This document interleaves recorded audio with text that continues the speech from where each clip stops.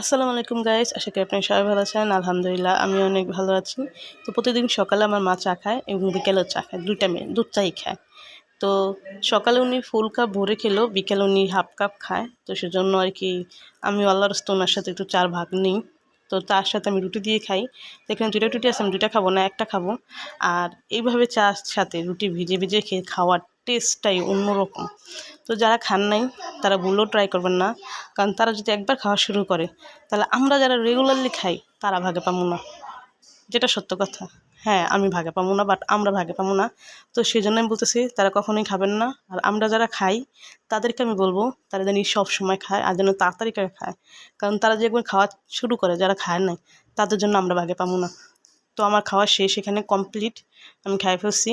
আর এতটুকু রাখছি যারা নতুন নতুন খাওয়া শুরু করছে তাদের জন্য ধরে রাখি। আল্লাহ হাফেজ, ভালো থাকবেন, সুস্থ থাকবেন, আসসালামু আলাইকুম।